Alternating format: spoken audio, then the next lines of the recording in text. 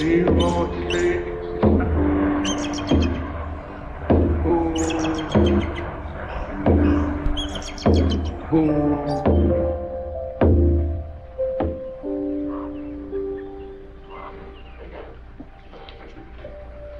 have meditated regarding the land, the Nisga'a land. It's sort of a ritual before we begin to talk about the land.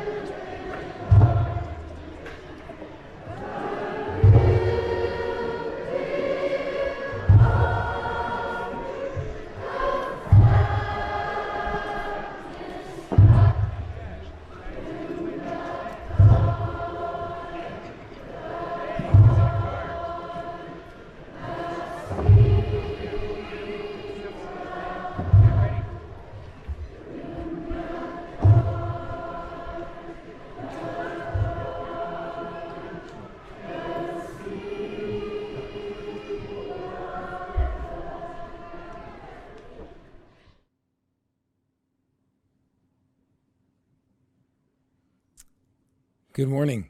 You hear me okay? Okay. Thank you all for coming to the First Nations Climate Initiative Nature-Based Solutions gathering and roundtable discussions. You've just witnessed the Nisga's common bowl, song, and dance, which symbolizes the sharing amongst community members and amongst communities, which is a good theme to think about as we talk about nature-based solutions over the coming days. In order to kick things off, we have a number of opening remarks from leaders. starting with President Eva Clayton, and then Minister Heyman from the provincial government has some words to share with us. And then Brian Tate, the executive chair of the Niska government, as well as Crystal Smith, chief counselor for the Haisla Nation, and then Darlene Hunter, who's the chief of Halfway River First Nation, who has recently joined to become one of the leaders of the First Nations Climate Initiative.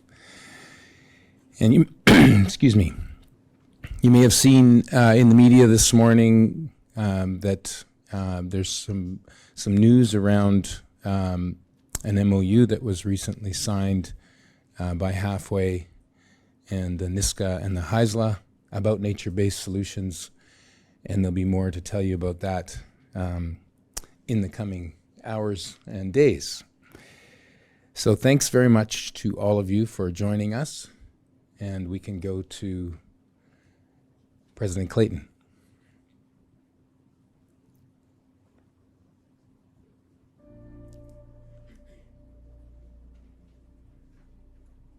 Hello, I'm Eva Clayton, the president of the Niska Nation, one of the founding members of the First Nations Climate Initiative. Our connection to the land is strong. It is central to my community's identity and culture. And like most other people, we are very concerned about climate change and the impact that it is having and will continue to have on our people. Our people also live with poverty and inequality. Although our country is considered a wealthy one, the prosperity that exists is due in great part to the abundance of natural resources in the traditional territories of Canada's First Peoples. We have not benefited from their exploitation in the past, but we will be benefactors in the energy transition going forward, because this time we are taking the lead. FNCI is committed to implementing the solutions to these two challenges, climate change and poverty. We know that these changes are a result of actions all around the world. We are therefore steadfast in our thinking that the solutions cannot be isolated by country. Rather, collective action on a scale not seen before is required. We have to work together. For example, we need to partner with the biggest polluters in the world and help them move away from greenhouse gas intensive energy sources to lower emission sources, and then ultimately to zero and negative emission sources. These potential partnerships are an opportunity to provide climate solutions to the world while creating a prosperous economy at home.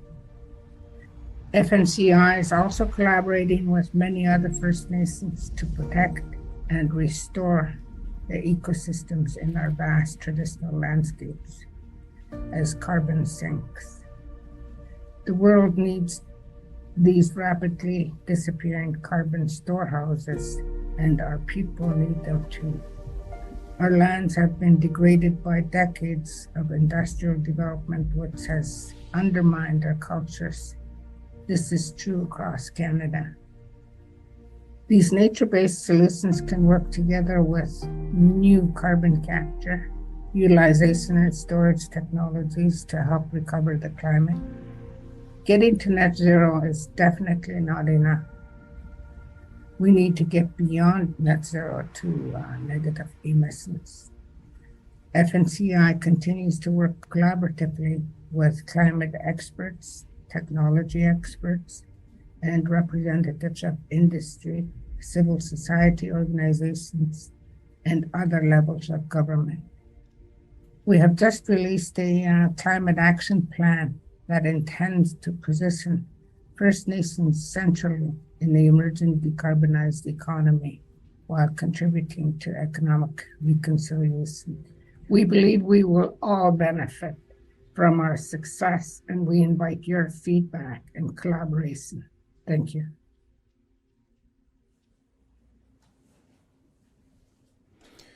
And thanks to President Clayton. Just a few words of introduction from Minister Heyman. I imagine he's got one of the most difficult jobs, trying to address a climate crisis that everyone needs to act on when everyone has different ideas on how that should be done. And there's a bit of a tendency to turn those ideas into polarization, conflicting over one issue or another. And one of Mr. Heyman's jobs is to try and find a way to bring people together. And that's what the leadership of the First Nations Climate Initiative is trying to do as well.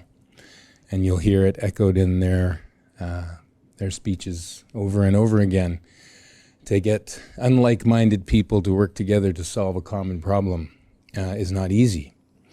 And we unfortunately didn't have much of an opportunity to give Minister Heyman warning the opportunity to speak this morning. We had to adjust the schedule, and we're really thankful that he's making the time to do so. And so thank you in advance, Minister Heyman, who will now be brought online.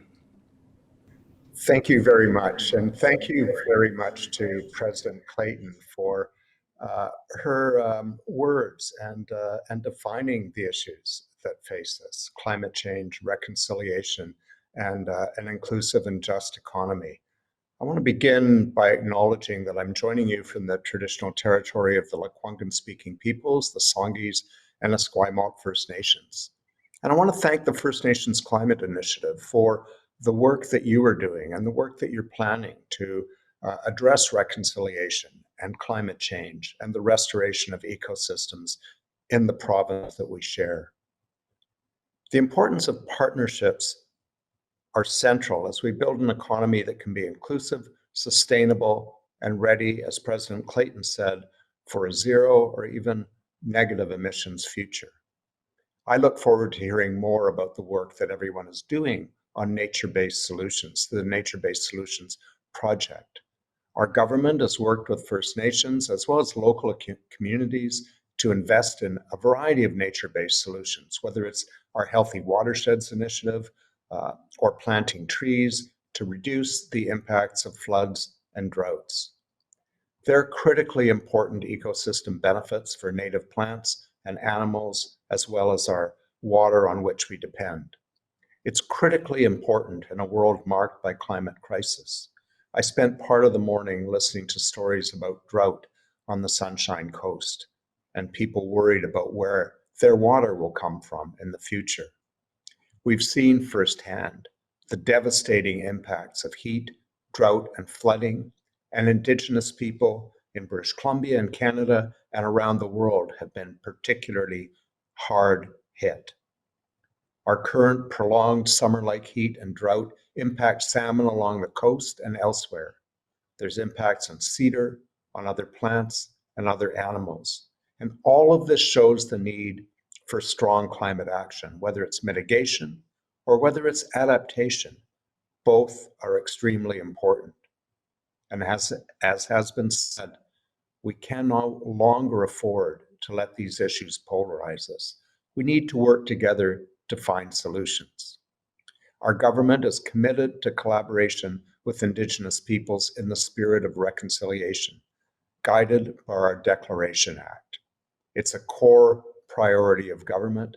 It's a central part of climate action.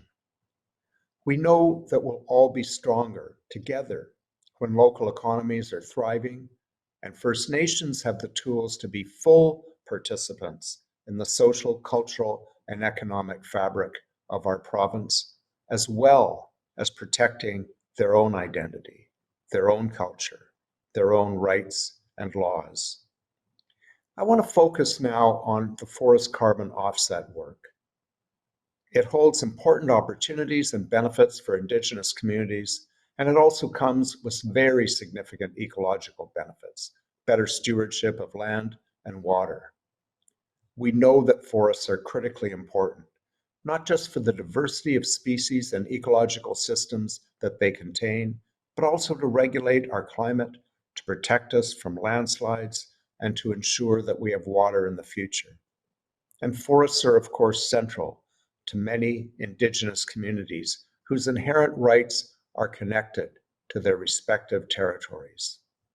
Forests provide food, shelter, and identity, economic opportunities, tools, and medicine, along with materials for arts, culture, and spiritual activities. We all have a responsibility to ensure that the benefits are shared today and with future generations. BC has quite a well-established history with forest offsets. Indigenous leadership has been absolutely critical here, largely centered around the Great Bear Rainforest projects. It includes the work of the coastal First Nations throughout the Great Bear. Projects can generate emission reductions by protecting and serving forests and improving management practices in areas previously designated or approved for logging. Current offset projects include involving protecting hundreds of thousands of hectares in conservancies and other protected areas. Other measures can include trees to increase forest cover and expedite reforestation and other improved forest management activities. One of the keys to be able to sell a credible offset is it must be additional. That simply means that the action wouldn't have happened, the protection wouldn't have happened without the offset project. And that will put British Columbia in line with strong international standards to ensure that the offsets are real, are credible, and verifiable. We know that forests have huge carbon sequestration benefits, but there are obvious benefits to natural ecosystems as well as Indigenous cultures and livelihood. Forest offsets in BC typically generate around 1 million offset credits a year, equal to 1 million tons of carbon dioxide equivalent. The projects in the Great Bear were brought forward under previous regulations. But our government recognized the need to improve our current protocol. We want to make sure that the BC system in place will address both ecological stringency and market opportunity, and to do that, we have to ensure that we meet international verification standards. So staff in my ministry have conducted significant engagements with First Nations organizations, including the First Nations Climate Initiative, on the Forest Carbon Offset Protocol 2.0. This feedback was absolutely vital to improving the protocol so that more emission reductions and economic opportunities are possible in the future. We expect to publish it in the coming months, and I sincerely hope it leads to very substantial new projects in many territories and opportunities for nations that are involved in the First Nations Climate Initiative. This work is an important part of our Clean BC Roadmap to 2030, our emission reduction plan. Offsets are one aspect of the work that we do to protect forests and modernize the sector, but so are old growth protections and our work with First Nations to decide where and when logging can occur and where and when conservation activities are critically important. We also want to expand the Indigenous Forest Bioeconomy Program. The Ministry of Indigenous Relations and Reconciliation is co-developing a new forestry revenue sharing model with First Nations. And as an interim measure, we more than doubled forestry revenue sharing, increasing the amount shared by about $63 million per year. Our climate plan, Clean BC, also includes support to accelerate the transition off diesel and fossil fuels to clean energy through a number of programs.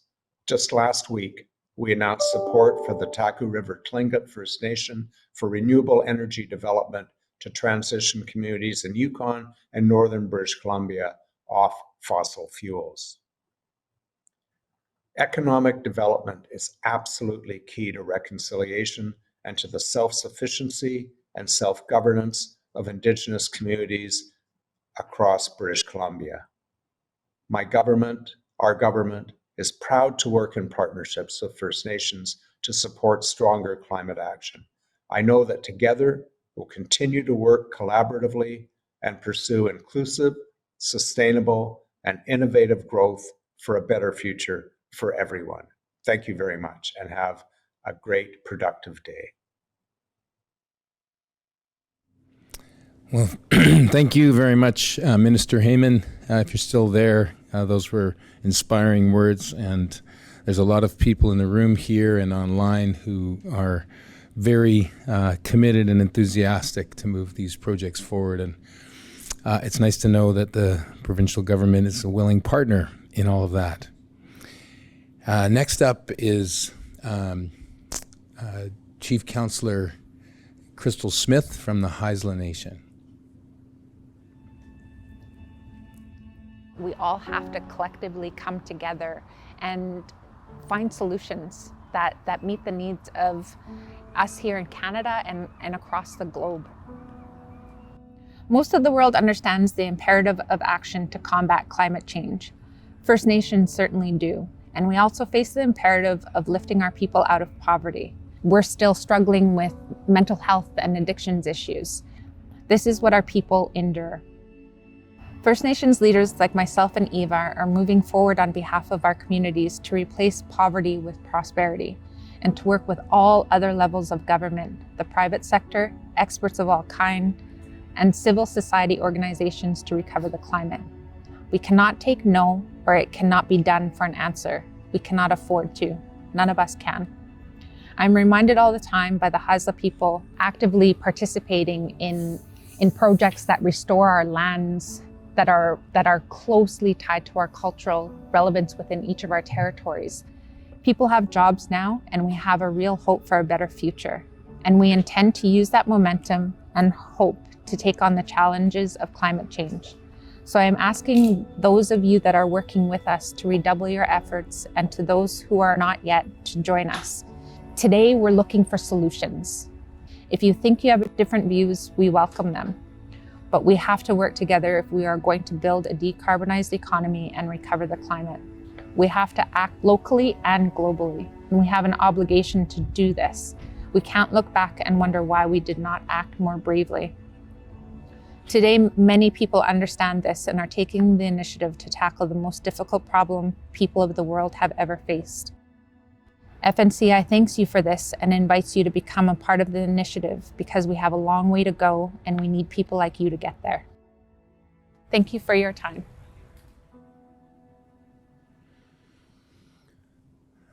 Thank you. And now we have the Executive Chair of the Nisga'a government, Brian Tate, who is here with us.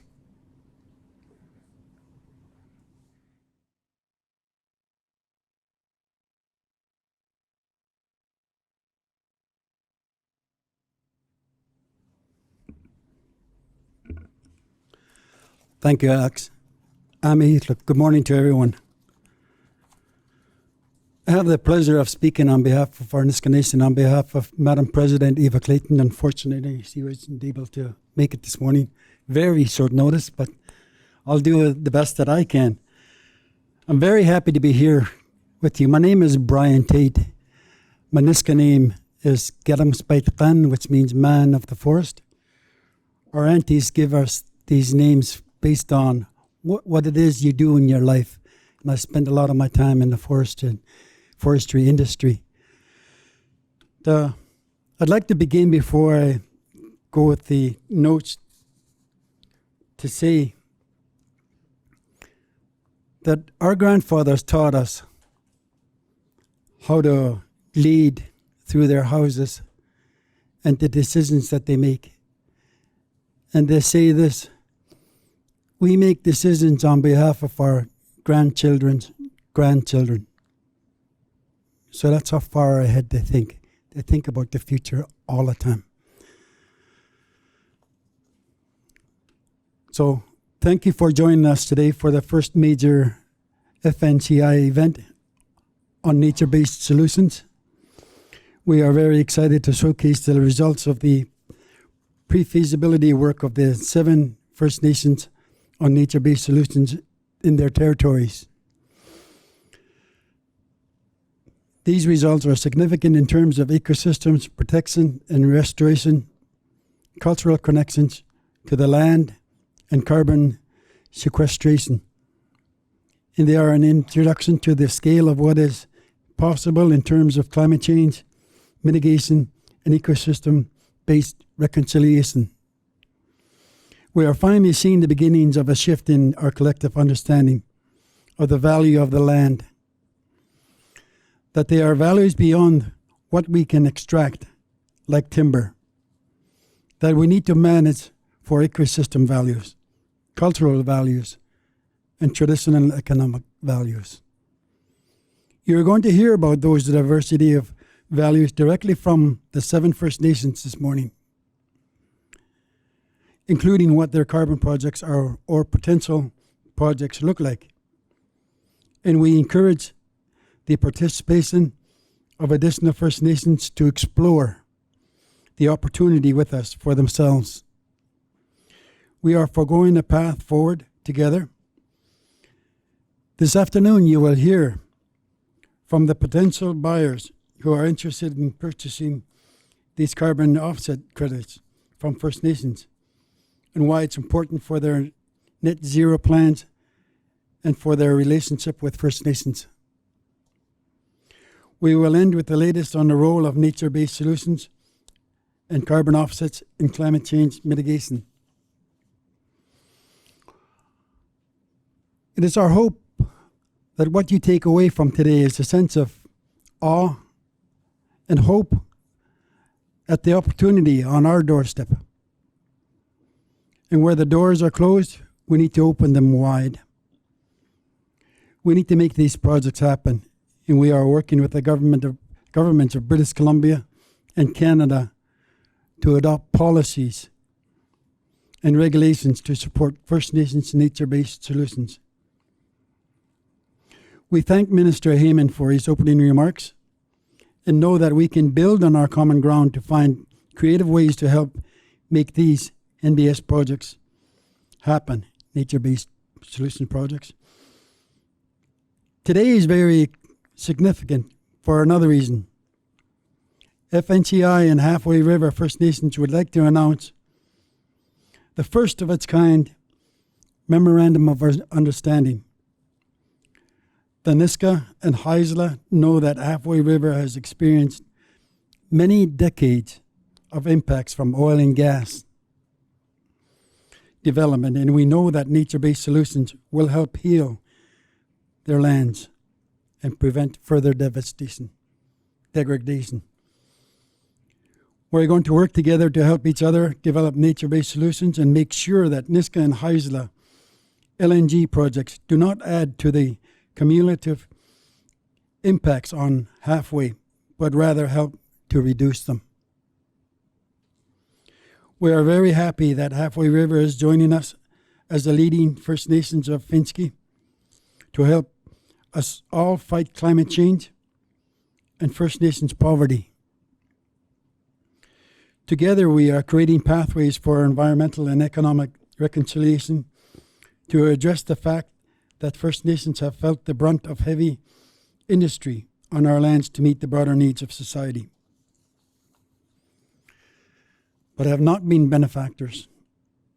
And now we all face the climate crisis. This MOU represents an early step in putting the FNCI's newly released climate action plan into action. We're very grateful to have had the ongoing support from so many of you here today. Much of the support is in kind, and we've had the generosity of people's time and the financial support to get us this far. And we are ramping up our efforts in order to implement the climate action plan. If you are interested in supporting the plan, please let us know, whether human or financial. Sometimes in order to be heard at home, you need to be on the global stage, which is why FNCI is going to Egypt in November for the Convention of Parties, COP27 conference, to the United Nations Framework Convention on Climate Change. FNCI will be formally showcasing the climate action plan at the Canadian Pavilion in carrying the message and the vision of what that we can mitigate climate change, alleviate poverty in First Nations communities in Canada, and set the path to a low-carbon economy at home and abroad.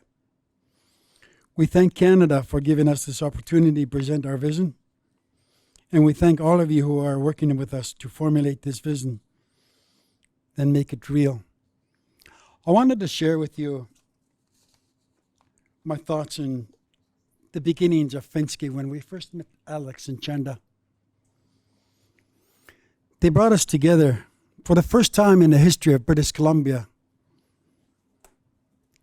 First Nations are involved in the driver's seat of developing policy. And I wanted to share this with you because sometimes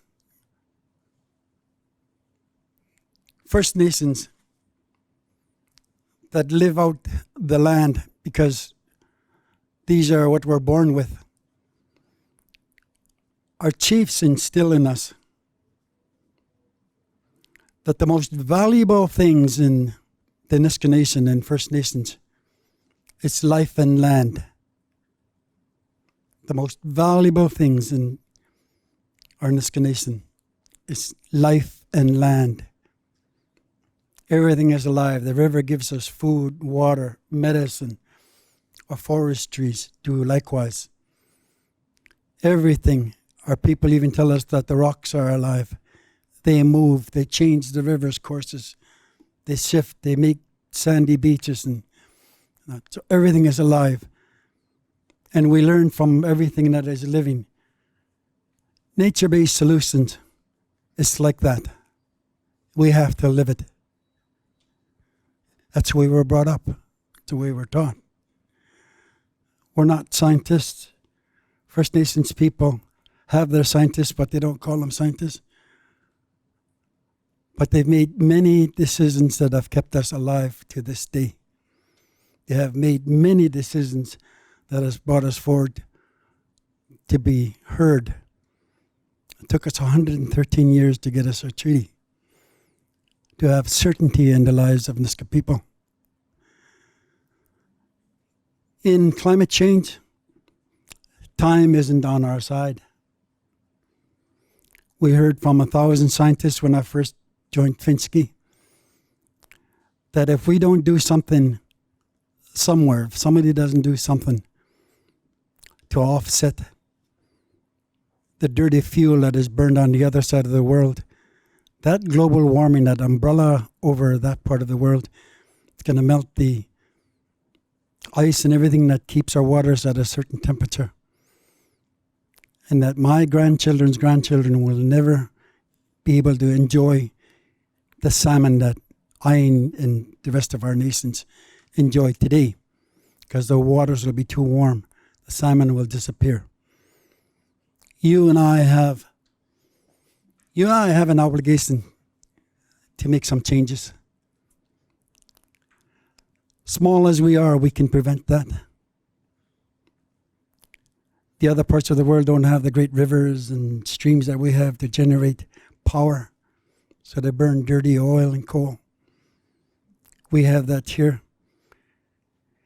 We will become part of industry to make change and to bring our people out of poverty and to be part of the solution. I ask you to think hard about that, and that the decisions that we make today and tomorrow are for our grandchildren's grandchildren. Thank you very much.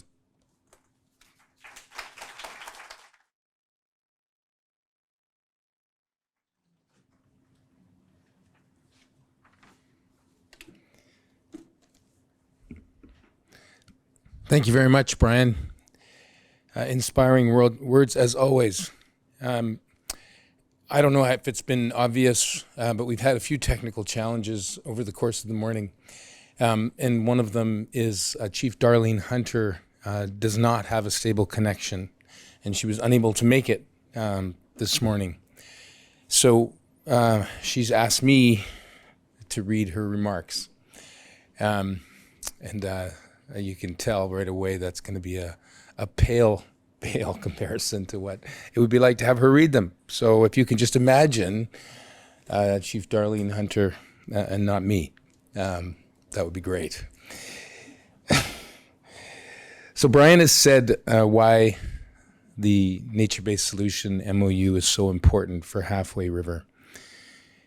Both the Niska and the Haisla recognize what has happened to Halfway, and they want to be part of the solution. They do not want their projects to harm us. They want them to help us. Nature-based solutions are what we have been striving for decades. We are constantly fighting to protect and restore our lands. And now we have allies that want to help direct investment into protection and restoration of the ecosystems that are the foundation of our culture. We understand the need for First Nations to take the lead in the economy and in the protection of the environment, and now in the mitigation of climate change. And we are happy to step up and work with First Nations Climate Initiative and all of you to make this happen. We are excited to go to COP27 in Egypt to promote the First Nations Climate Action Plan and to work with the federal and provincial governments here in Canada to make it happen. We must and we will. I'm Chief Darlene Hunter, Halfway River First Nation. We're going to do a transition now to the speakers, most of whom are here. And I'm just going to give you some insights into what that's going to look like. And then we'll take a short break after we get started and have our first speaker. And part of the confusion this morning knocked me off my game a little bit, and I just want to acknowledge where we are. We're in a virtual environment, but we're here in the ancestral lands of the Tsleil-Waututh and the Musqueam and the Squamish Nation. And we thank them very much for hosting us here today, and hope that they will become part of the First Nations Climate Initiative at some point. We all face the same problems, First Nations and non-First Nations. So as Brian described in his remarks, we've got a few things going on today. We start with the results of the pre-feasibility work that 7 nations across northern BC have undertaken on nature-based solutions in their territory.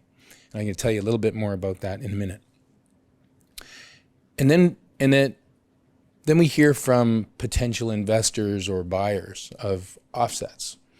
And in a sense, you can imagine, well, these projects sound really great. I wonder if there's anyone who's interested in investing in them. So we thought it was important that you hear from people that are ready to do that and are anxious to do it. And then at the end, we come back to why we're here in the first place. Or one of the principal reasons that we're here is, what does this mean for climate change? How can projects like this happening here in Canada contribute to the global challenge and the global crisis? And that takes us into tomorrow, where we take on the questions of, well, if that all sounds good, what do we have to do to make it real? And that's really what tomorrow's about. But to come back to the panel, one of the things I think you'll get from the presentations, although I haven't had a chance to review them all, but I've been listening to these nations for some time, is it's not about carbon. Carbon's important, but the reasons that these nations are interested in nature-based solutions are much broader and deeper than carbon. It's just one of the values that's significant in restoring and recovering and protecting ecosystems, which reminds us of natural capital. And we, I think, are pretty used to a modern economy where natural capital is discounted to a pretty low price. And now we're getting the idea that carbon has a price. We put a price on carbon as a tax, and that creates a price for offsets, because sometimes it's better to invest in a nature-based solution or another type of offset than it is to try and abate. You get more bang for the buck, so to speak. But from the First Nations Climate Initiative perspective, it's all about restoring natural capital. And right now, carbon offsets are a way to help finance that, but that's just the beginning, not the end. And one of the vexing questions we're asking ourselves is, what happens when we get to net zero? Because we don't want to stop the investment, because net zero is not the destination, as President Clayton said. It's a milestone, because we need to reduce the concentrations of GHGs in the atmosphere in order to help the climate stabilize so the conditions we know now are recreated. So we're going to transition now into our speakers. And the first of those speakers is Amanda. And unless I've made a gaffe in the agenda, no? Okay, good. Apparently I'm on track. So Amanda.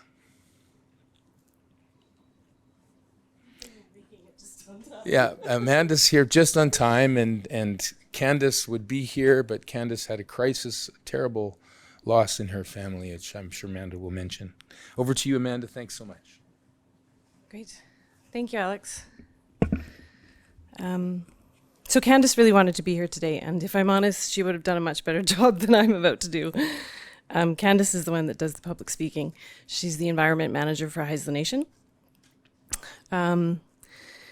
So she really enjoys this work, and it is near and dear to her heart. But she had a loss in her family, so she has to be at home with her family right now. So I don't do a lot of public speaking, so if this is good, it's on me. If it's bad, it's on Alex. I'm going to attempt to speak about the nature-based solutions projects and what they mean for the Haisla. And I've got slides. Okay. How do I work them? Yeah, okay. You can use this clicker. And my slides are backwards, so that's a good start. Okay. Yeah. So this picture is actually of Candace's smokehouse. It's in her backyard in Kitimat Village. Candace smokes salmon and ulican as part of her Haisla tradition. She's actually teaching her daughter to do the same. So this salmon is actually not from Kitimat. It's from the Nass in the Nisga'a territory. The Kitimat runs are not as good as they used to be. So the ulican's not here, but her ulican is from the Kumano, because there is no more ulican runs in the Kitimat. So if Candace's daughter is going to carry on the tradition, we need to act now, and we need to repair, restore, and protect to get the fish runs back so that there's fish for her daughter to be smoking as a Haisla tradition in the future. The nature-based solution projects are not just about carbon credits for the Haisla. It's about carrying on traditions. It's about breathing life back into the land and the water that the Haisla have lived sustainably for thousands of years. And I believe that we need to trust that the Haisla and all the other nations can lead us back to a recovered climate. So Candace has actually already initiated work in the riparian restoration area of the Haisla territory. This is just an example of the work that needs to be happening on a much larger scale. And this next image just gives you a really good impression of the magnitude of the impacts to the forestry in the Haisla territory. You can see all the cut blocks in the black and white image on the screen. That's all I have. Thank you for your time, and I'm grateful to be part of such a great initiative.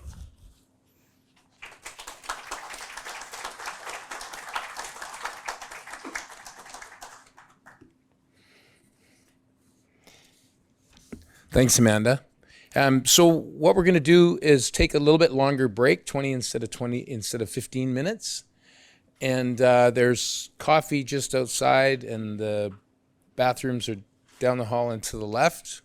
And I'll find out where the muster station is and all that security stuff that I should have said at the beginning. I'll do that when we come back. Okay, well, thanks for being here. Grab a coffee and we'll get more presentations when we come back. Thank you.